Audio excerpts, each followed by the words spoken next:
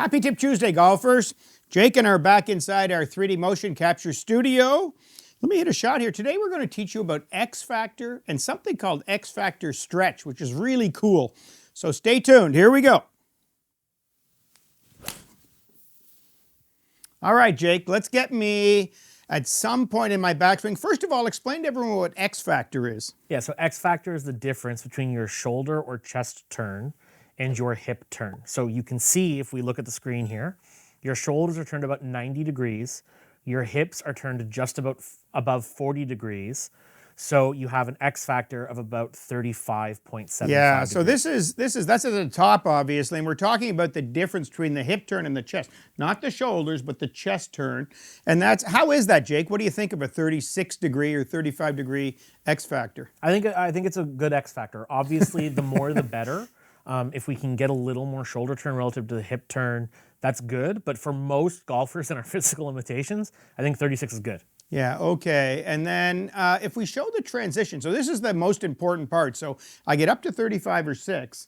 And then in transition, this has always been a strength of my swing, Jake. I really am dynamic with the lower body leading the downswing. And tell everyone what X Factor Stretch is. Yeah, so what you can see as we bring you through your transition move is that the X Factor actually grows by about 4 degrees in your case before it starts shrinking again. So that's pretty good, isn't it? It's great. As everything rotates through the golf ball together, your X Factor is going to be slightly smaller than it was at the top at impact. That's just a reality about everything kind of getting back to impact.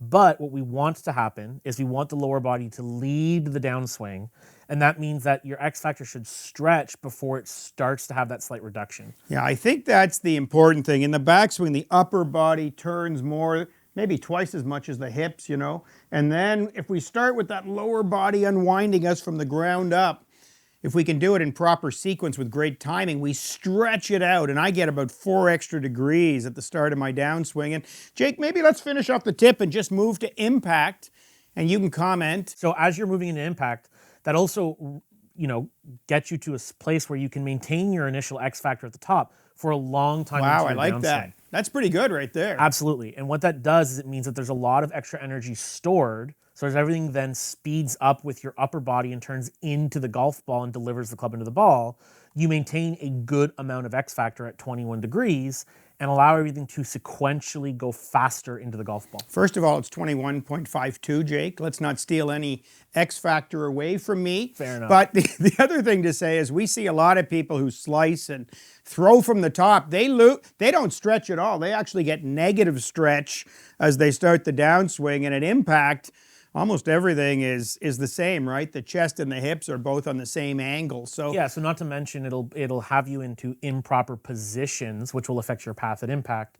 It also wastes your power potential because your upper body can't build off the stretch the lower body gave it to increase its speed. I love that. So when you're thinking about your golf swing and your backswing, we're turning the chest more than the hips. That's called the X Factor, that degree change. And then if we start down with the hips and the legs a little more than the upper chest, we're going to stretch that out a bit. And so by impact, we've still got a decent separation or a difference, and we're going to hit longer, better shots.